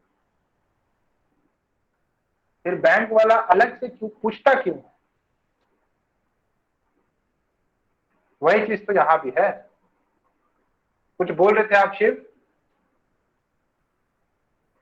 हाँ सर, नहीं ऐसा एक्सपीरियंस नहीं किया होगा, है ना। बिना उनसे पूछे पैसा देना अलाउड नहीं है उनको, क्योंकि बहुत सारे फ्रॉड एंड फॉल्स केसेस थे जिसमें कि उनको प्रेशर बनाया गया और उनको तो पढ़ने लिखने आता नहीं था, है ना। उनके ऊपर प्रेशर बनाया गया कि तुम जाकर पैसा निकाल के लाओ। तो इसीलिए उनसे पूछा जाता है कि आप अपनी मर्जी से निकाल रही हैं ना पैसा, फ्री माइंड से। और अगर उनके साथ कोई अगल बगल रहता है ना जिसके ऊपर उन बैंक वालों को डाउट होता है, तो उसको भगा देते हैं बाहर, तुम भागो यहाँ से, ठीक है। तो बहुत सारे ऐसे केसेस आते हैं, अगर आपने देखा नहीं होगा तो मिलेगा आपको मौका, देख तब देखिएगा, याद करिए क्या। हाँ जी, कुछ बोलना है आपको शेख? नहीं सर, अभी जो 18 महीना हो गया, अभी 18 महीने के बाद वो वो कोर्ट अपने आप सो मोटो या कोई अगर वो नहीं बोल रहे हैं कुछ, वो दोनों पार्टी, हाँ ठीक है, तो क्या कोर्ट फिर डाइवोर्स की साइड में जाएगा या फिर वो हाँ, उनको छोड़ ही देगा? तो हो गया होगा आपका समाधान, या क्या सोच रहा है वही कोर्ट इसमें? वही चीज तो यहाँ पर कह रहा है ना कि यहाँ पर आपको मोशन करना पड़ेगा तभी कोर्ट लेगा। पहले ही लाइन तो क्या कह रहा है कि on the motion of both the parties made not earlier than 6 months after the date of presentation of the petition referred to in subsection 1 and not later than 8 months after the date if the petition is not withdrawn in the meantime. Motion जब तक आप नहीं करिएगा तब तक आपका court लेगा ही नहीं ना। मोशन करने के लिए तो आपको 6 महीने के बाद बुला रहा है। तो ये जो मैक्सिमम टाइम है ये आपका 18 months है जब आप मोशन करवा सकते हैं, ठीक है। यानी मैक्सिमम टाइम जब आप चीज को वापस ले सकते हैं वो है 18 महीना। 18 months के पहले आप उसको वापस ले सकते हैं, उसके बाद आप वापस नहीं ले सकते। लेकिन उसको मूव कराए बिना भी वो मैटर नहीं जाएगा कोर्ट के पास, यानी 6 महीने से पहले आप उस चीज को मूव नहीं करा सकते। तो ये जो 6 months का जो कूलिंग पीरियड है ना, फर्स्ट 6 months का जो कूलिंग पीरियड है, जब आप उसको मोशन में लाते हैं, this 6 months time is known as the cooling period. इसी कूलिंग पीरियड में कोर्ट ने यहाँ पर यह बताया है कि whether this 6 months time is mandatory और डायरेक्टरी, क्या ये हर सिचुएशन में कम से कम 6 महीना रुकना जरूरी है, या फिर आप उससे पहले भी आपका केस डिक्री ले सकते हैं, क्योंकि म्यूचुअल कंसेंट है ना। तो जब आप ऑलरेडी एग्री कर रहे हैं तो कोर्ट को क्या आपत्ति होगी। तो इसी चीज को क्लैरिफाई किया था कोर्ट ने, अमरदीप वाला जो केस था ना, लास्ट केस आपके सिलेबस का, उसमें इसी चीज को क्लैरिफाई किया है। तो हिंदू लॉ का लास्ट केस था ना मेंटेनेंस वाला, इसी चीज को क्लैरिफाई किया। ये मेंटेनेंस बोल रहा हूं, डाइवोर्स वाला। ये Amardeep Singh versus Harvind Kaur, this only has been clarified कि यहाँ पर जो आपका प्रोविजन है it is not mandatory rather it is directory. Mandatory होता तो यहाँ पर आपको वर्ड्स लिखे हुए मिलते, शैल वर्ड कहीं दिख रहा है? कहीं नहीं मिलेगा। On the motion of both the parties made not earlier than, कहीं भी आपको शैल वर्ड दिख रहा है लिखा हुआ? कहीं दिख रहा है? बस ये लिख रहा है कि the court shell on being satisfied, यानी कोर्ट का सेटिस्फैक्शन जरूरी है।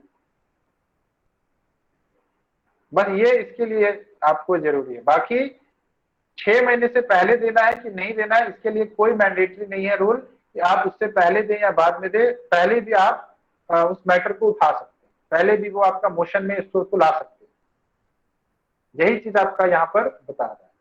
क्लियर हुआ? सर अभी 18 महीना हो गया अभी, ठीक है। हाँ, तो 18 महीने के बाद उसके हाथ में नहीं, वो मोशन नहीं ला सकता 18 महीने के बाद। तो 18 महीने के हाँ। बाद अभी क्या होगा सिचुएशन में? 18 महीने के बाद वो पड़ा रहेगा वहां पे कोर्ट हेलो? के पास। हाँ हाँ, मैं कह रहा हूँ 18 महीने के बाद वो मैटर पड़ा रहेगा कोर्ट के पास। और 18 हाँ। महीने के बाद जब कोर्ट के पास वो लेटर लेकर आता है मोशन मिलाने के लिए, तो कोर्ट पूछेगा कि कहाँ थे इतने दिन आप, उसको जवाब देना पड़ेगा। अगर वो जवाब दे पाया तब तो कंडोन कर देगा, अगर नहीं दे पाया खत्म, फ्रेश फिर आपको म्यूचुअल मैंने बोल कंसेंट के थ्रू डाइवोर्स फाइल करना होगा।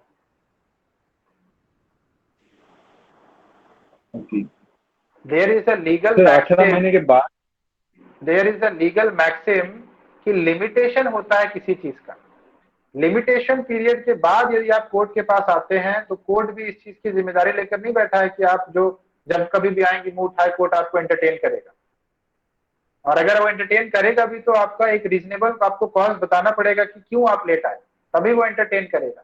तो ये जो आपका टाइम है ना 6 months to 18 months, this is the limitation period, इसके बाद वो एंटरटेन नहीं करेगा। ठीक है सर ठीक है सर। 18 महीने के बाद वो आए तो अगर वो नहीं आए तो क्या होगा? अभी वो डाइवोर्स जो डिक्री का जो लाइन लिखा है कि डिक्री का डाइवोर्स वो कोर्ट देख के करेगा, तो उस टाइम वो समझ में नहीं आ रहा है कि कोर्ट उनको बुलाएगा 18 महीने के बाद आप आओ, या क्या होगा सिचुएशन वो? देखिए एक बार फिर से मैं आप ये वाला क्लॉज आपके लिए पढ़ रहा हूँ। On the motion of both the parties made not earlier than 6 months after the date of presentation of the petition, ठीक है, जिस दिन आपने पिटीशन फाइल किया था, प्रेजेंट किया था, उसके 6 महीने के बाद आप आ रहे हैं मोशन में करने के लिए। ठीक है, and not later than 18 months after the said date, और ये जो मोशन है ये आपका 18 महीने से लेट नहीं होना चाहिए, यानी 6 महीने से कम नहीं होना चाहिए और 18 महीने से लेट नहीं होना चाहिए। If the petition is not withdrawn in the meantime, अगर उस दौरान petition withdraw नहीं किया जाता है, the court shall on being satisfied after hearing the parties and after making such inquiry as it thinks fit that the marriage has been solemnized and that the averments in the petitions are true, pass a decree of divorce। क्योंकि decree of divorce पास करने के लिए दोनों ही parties को here करना जरूरी है। ऐसा नहीं होगा कि बिना उनको हियर किए हुए ही वो आपका मैटर को निपटा देगा। तो बिना हियर किए मैटर निपटा नहीं सकता है, एक चीज तो ये है। दूसरी चीज ये भी कह रहा है कि कोर्ट को सेटिस्फाई होना पड़ेगा कि वो जहां पर डाइवोर्स दे रहा है तो उनके बीच में कोई फ्रॉड या फिर कोई अनड्यू इन्फ्लुएंस या कोअर्जन नहीं है किसी भी तरीके का। इस चीज के लिए वो अपने आप को सेटिस्फाई करेगा। ठीक है, such inquiry as it thinks fit, जैसा उसको सही लगता है वैसा वो इंक्वायरी करता है। लेकिन दोनों पार्टीज रहनी चाहिए ना, अगर पार्टी आए ही नहीं तो कोर्ट में मामला डला रहेगा पेपर। ऐसा थोड़ी है कि कोर्ट में मामला डला रहता है तो आपको हर जगह में कोर्ट आपको बुलाती ही है। बस आपको एक नोटिस चला जाएगा कि आपके नाम से ऐसा ऐसा गया है, बताइए क्या करना, बस। कोर्ट को इससे ज्यादा कोई मतलब नहीं होता। ठीक है, और ये तो सिविल मामला है, क्रिमिनल मामला थोड़ी है। ओके सर, कोई नहीं आया तो कोर्ट भी अगर कंसर्न में नहीं रह सकता कि अब मैं वो अगर वो मैरिज उनका समाधान हो गया तो 18 महीने के अंदर वो आया नहीं वो लोग, तो वैसे ही हाँ पड़ा रहेगा। हाँ वैसे ही पड़ा रहेगा, बात खत्म हो जाएगी। क्योंकि वो अगर वो समाधान हो गया तो वो आएगा ही नहीं कोर्ट को मोशन करने हाँ के लिए, उनको मोशन जरूरत ही नहीं है उनको। एग्जैक्टली हाँ। अगर वो 18 महीना क्रॉस कर दिया तो अगर उसको जरूरत नहीं होगा तो आएगा नहीं कोर्ट को। अगर 18 महीने का जरूरत होगा तो अंदर आएगा ना डाइवोर्स के लिए सर। हाँ क्योंकि उसको पता है ना, उसका वकील उसको बताएगा कि इतना टाइम के अंदर ही आपको जाना पड़ेगा। हाँ अगर नहीं जाता है तो ये तो उनकी गलती है ना। अगर उसको डाइवोर्स जरूरत होगा तो वो 18 महीने के अंदर आएगा, नहीं तो वो नहीं आएगा, वो मामला ऐसे ही। Okay okay thank you. हाँ एनीथिंग एल्स? अब जो भी आपके सवाल हैं आप लोग कल बताइए।